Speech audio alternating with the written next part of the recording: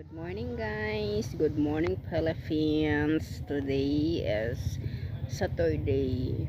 May pandan ngayon kaya morning na morning nandito ako sa park. Anong oras ngayon? 3:51 AM. May pandan kasi ngayon kaya hindi pa nag-uumpisa kasi maga pa. Nag-aayos pa lang. Nagsi-set up pa lang sila.